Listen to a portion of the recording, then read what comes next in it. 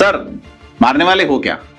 मारोगे तो पहले बता देना, प्रोटीन शेक पीकर नहीं आए। ये लाइन किसी फिल्म का डायलॉग नहीं है, ये दिल्ली की सड़क पर एक स्टूडेंट ने पुलिस को कहा। और जिस पार्टी के झंडे तले ये स्टूडेंट खड़ी थी उसका नाम है कॉकरोच जनता पार्टी। एक ऐसी पार्टी जिसका न कोई दफ्तर है, न चुनाव चिन्ह है और न कोई एक नेता, लेकिन इसने एक कैबिनेट मंत्री से इस्तीफा दिलवा दिया। आज की स्टोरी में दो चीजें एक साथ खोलेंगे। पहला, वो आंदोलन जो मोदी सरकार के लिए आउट ऑफ सिलेबस साबित हुआ, और दूसरा वो कीड़ा जिसके नाम पे ये आंदोलन खड़ा हुआ, कॉकरोच। कॉकरोच जो कि डायनासोर से भी सीनियर हैं और जो परमाणु बम के हमले झेल चुका है और बिना साथी के भी बच्चे पैदा कर सकता है। क्योंकि जब तक आप कॉकरोच को नहीं समझोगे तब तक आप ये भी नहीं समझ सकते कि सरकार की कोई तिकड़म इस आंदोलन पर चली क्यों नहीं। तो शुरू करते हैं। मोदी सरकार के खिलाफ शुरू हुआ एक ऐसा आंदोलन जो दुनिया की सबसे बड़ी पार्टी के सिलेबस से बाहर था। नमस्कार, मैं प्रदीप हूं, आप थिंक 360 देख रहे हैं। बात होती है शुरू नीट यूजी 2026 के पेपर लीक से। मेडिकल एंट्रेंस की तैयारी में सालों लगाने वाले लाखों छात्रों के सामने जब भरोसे का ये संकट खड़ा हुआ तो गुस्सा फूटा, लेकिन जिस शक्ल में फूटा उसके लिए सरकार तैयार नहीं थी। एक नाम सामने आया, कॉकरोच जनता पार्टी यानी सीजेपी। इसकी शुरुआत अभिजीत दीपके ने की, साथ जुड़े सोनम वांगचुक के अनशन से प्रेरित लोग भी, और नतीजा ये हुआ कि आखिरकार शिक्षा मंत्री धर्मेंद्र प्रधान को इस्तीफा देकर रुखसत होना पड़ा। अब सवाल ये है, सरकार जो हर आंदोलन को किसी न किसी सांचे में फिट करके हैंडल कर लेती हैं, इस बार नाकाम क्यों रही? हिंदू और मुस्लिम की राजनीति यहां काम क्यों नहीं आई? सोशल मीडिया पर सीजेपी को विदेशी फंडिंग से जोड़ने की कोशिशें हुई, लेकिन देश भर से विद्यार्थी यानी हिंदू भी, मुसलमान भी, हर जाति वर्ग धर्म से इस प्रदर्शन में शामिल हुए। सरकार आमतौर पर किसी आंदोलन को सांप्रदायिक या एंटी नेशनल करार देकर संभाल लेती है, लेकिन इस बार यह फॉर्मूला फेल हो गया।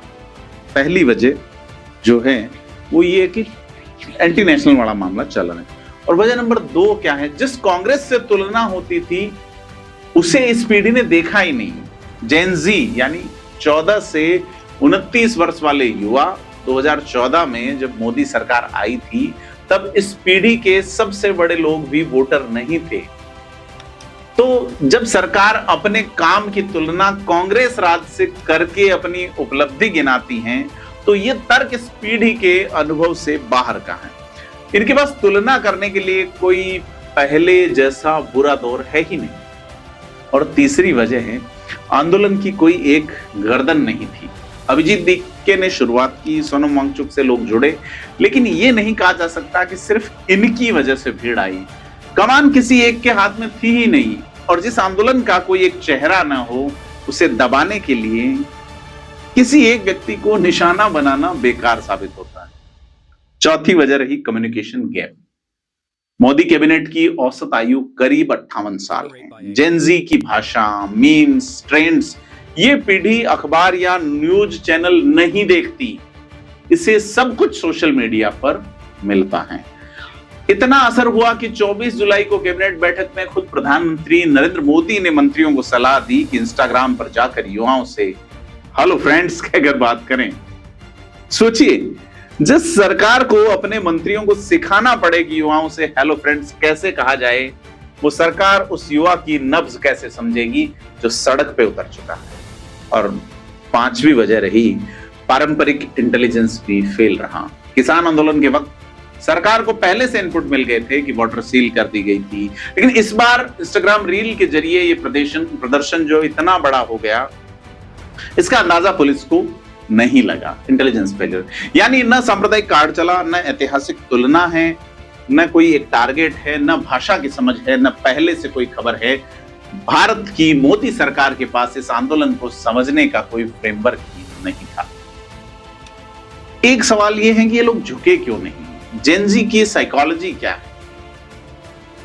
तो सवाल ये है कि सिर्फ राजनीतिक रणनीति की नाकामी जो है वो कोई इशू नहीं है, और सवाल ये भी है कि ये पीढ़ी मानसिक रूप से बनी कैसे। कई चीजें हैं जिनमें 5 साइकोलॉजिकल वजहें निकल के आती हैं जिसकी वजह से जेनजी को झुकाना आसान नहीं है।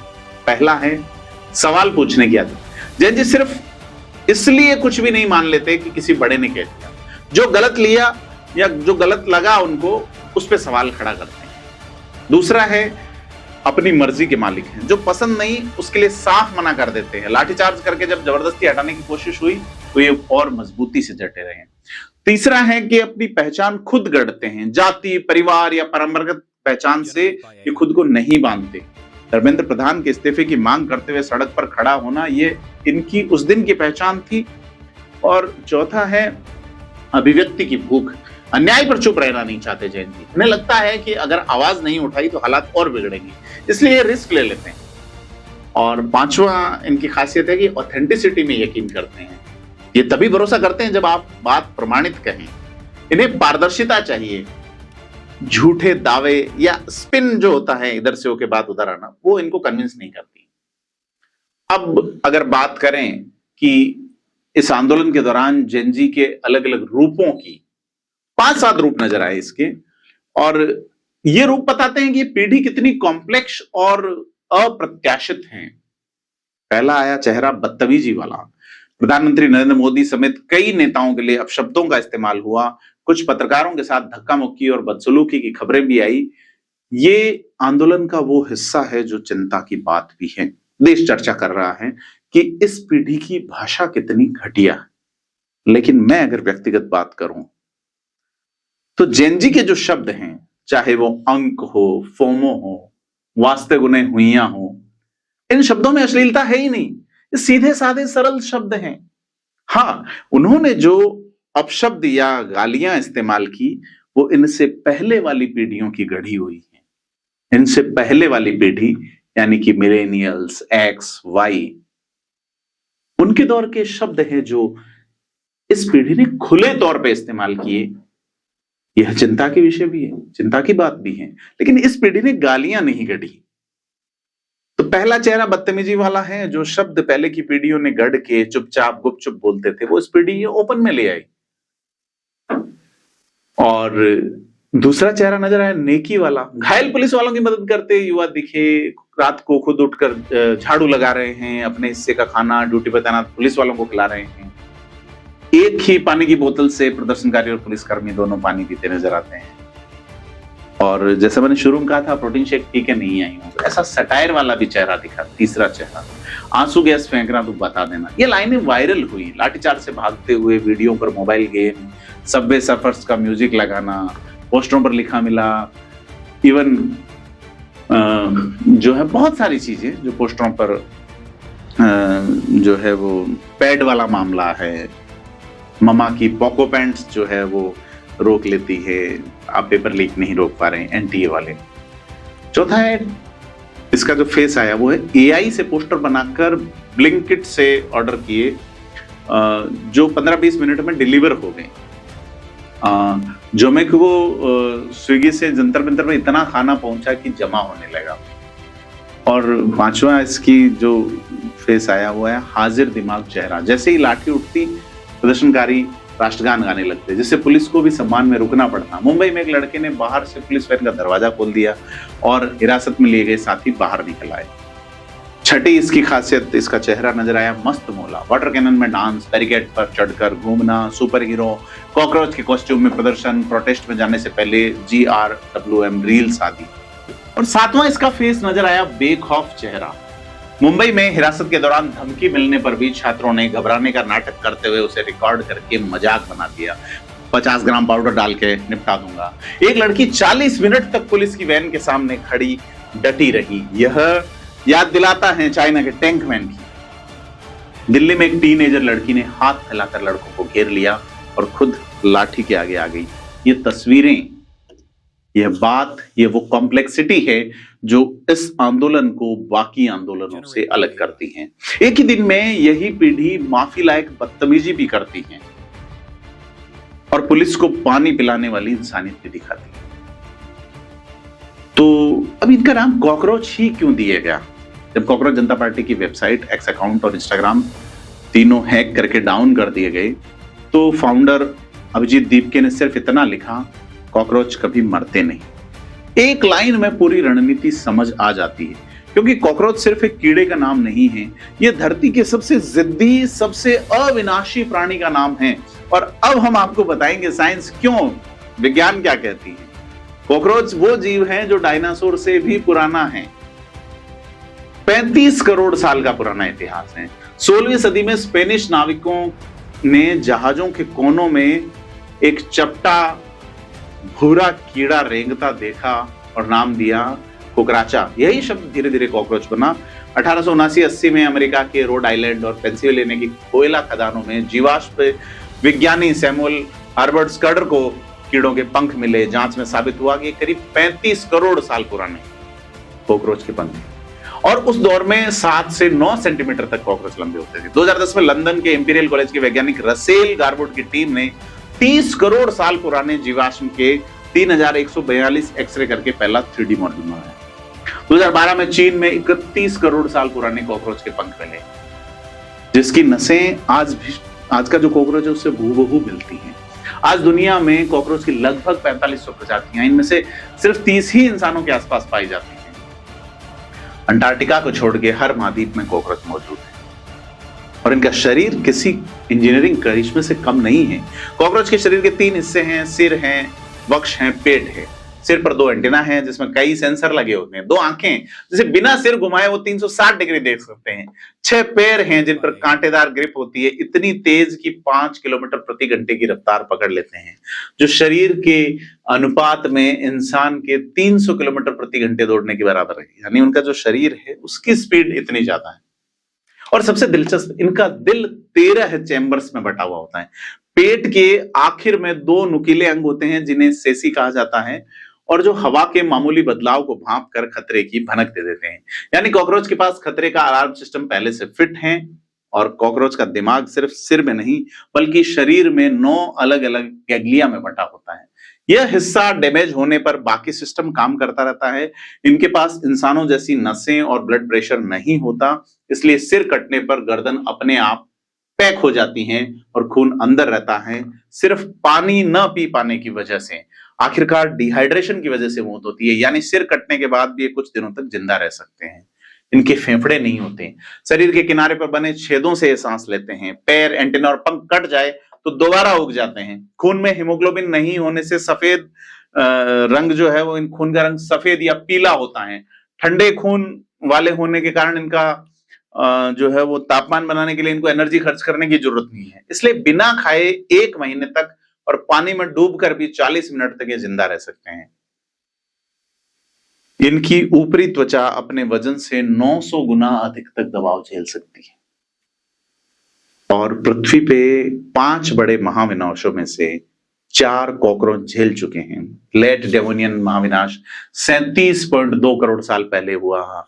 उसमें महासागरों में ऑक्सीजन की भारी कमी से 75% प्रजातियां खत्म हो गई।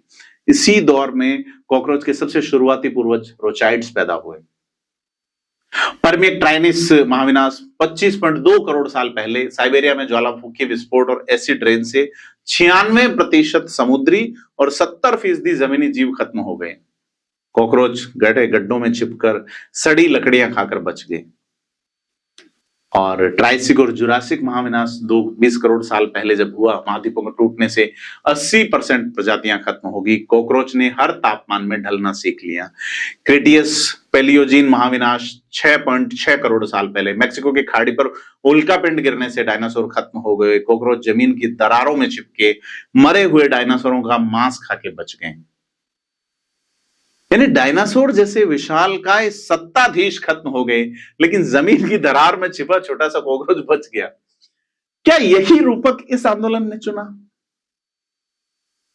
और इनकी एक और खासियत है कि बिना साथी के बच्चे पैदा करने की क्षमता रखते हैं। मादा कॉकरोच जब प्रजनन के लिए तैयार होती है, एक खास गंध छोड़ती है, नर आकर्षित होकर आता है, डांस करता है, ग्रंथियों से मीठा तरल छोड़ता है। मैटिंग 30 से 90 मिनट तक चलती है। इसके बाद अंडे एक सख्त कैप्सूल उथेका में सुरक्षित रहते हैं, जो कीटनाशकों से बचा सकता है। और उथेका प्रजाति के हिसाब से एक उथेका में 16 से 40 अंडे होते हैं। और सबसे चौंकाने वाली बात, मादा कॉकरोच 6 महीने तक नर का स्पर्म स्टोर करके रख सकती है। और अगर लंबे समय तक कोई नर न मिले तो पार्थेजेनेसिस नाम की प्रक्रिया से बिना मैटिंग के ही अपने ही डीएनए की कॉपी करके बच्चे पैदा कर सकती है। यानी नेतृत्व हो न हो, प्रजनन यानी विस्तार रुकता नहीं है। ठीक वैसे ही जैसे इस आंदोलन को कोई एक नर नेता नहीं था, वो लीडर नहीं था, फिर भी ये देश भर में फैल गया। अगस्त 1945 में हिरोशिमा नागासाकी पर जब परमाणु बम गिरे तब मलबे से कॉकरोच निकलते देखे गए। तभी से मिथक बना कि परमाणु युद्ध में सिर्फ कॉकरोच बचेंगे। वैज्ञानिक जांच में सामने आया कि जर्मन कॉकरोच 9500 रेड और अमेरिकी कॉकरोच 6400 रेड तक रेडिएशन झेल सकते हैं, क्योंकि इंसान महज 400 रेड में ही जान गंवा सकता है। 2008 में डिस्कवरी चैनल के मिथ बस्टर्स नामक शो में पाया गया कि 1000 रेड पर 50% और 10,000 रेड पर 10% कॉकरोच जिंदा बचे। हालांकि 1 लाख रेड पर सभी मर गए। यानी ये सीधे परमाणु धमाके में नहीं बचते, लेकिन इंसानों से ज्यादा रेडिएशन झेल सकते हैं और जमीन के भीतर छिपे होने से बच जाते हैं। तो एक चीज है कि चप्पल से मारे जाते हैं। कॉकरोच के शरीर में ऐसे एंजाइम होते हैं जो लगभग हर चीज पचा सकते हैं, इसलिए कई जहर बेअसर हो जाते हैं। स्प्रे वाले कीटनाशक इनके नर्व सिस्टम पर असर कर मांसपेशियों में खिंचाव पैदा करते हैं, जिससे पलट जाते हैं और चपटा शरीर होने के कारण खुद को सीधा नहीं कर पाते हैं। सांस लेने के छेद दब जाते हैं और मौत हो जाती है। लेकिन चप्पल की मार पर वैज्ञानिक चेतावनी देते हैं, भीतर नसें नहीं होने और खून और ज्यादातर जो खतरनाक बैक्टीरिया एक झटके में बाहर फैल जाते हैं। और अगर मादा की जो उथेका है, अगर उसके अंडों की थैली हो और चप्पल मार दी आपने, वो मर गई, तो 30-40 दिन में कुछ दिन में 30-40 नए कॉकरोच उसमें से निकल आते हैं मरने के बाद भी। तो अक्सर एक बार से खत्म करने की कोशिश उल्टी पड़ जाती है। इस कोशिश में नए कॉकरोच पैदा हो जाते हैं। तो यूएई की American university of Sharjah cockroach से एंटीबायोटिक दवाएं बनाने पर रिसर्च कर रही है। चीन में अमेरिकन कॉकरोच से जो है पेट और पाचन की दवाएं बनाई जाती है। कॉकरोच पाउडर से बनी क्रीम जलने के घावों के इलाज में इस्तेमाल होती है। जापान इनकी फुर्ती का इस्तेमाल आपदा बचाव और जासूसी में साइबोर्ग कॉकरोच के तौर पे करने पे काम कर रहा है। और पैसिफिक बीटल जो कॉकरोच है, उसके 1 गिलास दूध में 32 ग्राम प्रोटीन होता है, गाय के दूध से 4 गुना ज्यादा। इसलिए 1 गिलास के लिए करीब 400 कॉकरोच चाहिए। इसके लिए फिलहाल रिसर्च चल रहा है। तो कुल मिलाकर दुनिया का सिर्फ 1% कॉकरोच घरों में रहता है, बाकी 99% जंगलों के इकोसिस्टम की रीढ़ है। सड़ी गड़ी चीजें खाकर मिट्टी को उपजाऊ बनाते हैं, चूहे मेंढक छिपकलियों का भोजन है और बीज फैलाकर जंगल का विस्तार करते हैं। 2024 की एक बड़ी स्टडी के मुताबिक अर्जेनियन वुडरोज तो कभी न सड़ने वाले थर्माकोल तक को बचा लेते हैं। तो ये 2 बातें हमने की, एक पॉलिटिकल और एक बायोलॉजिकल।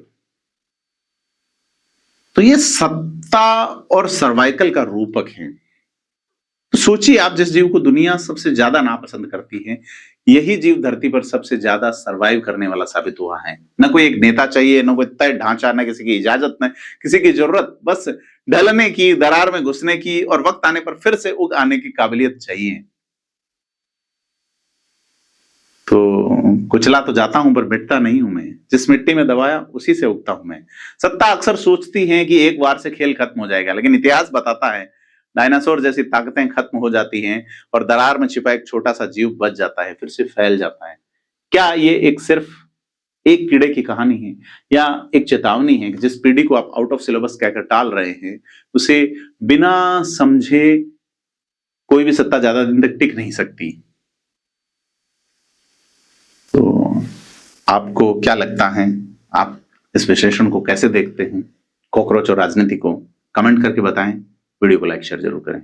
धन्यवाद।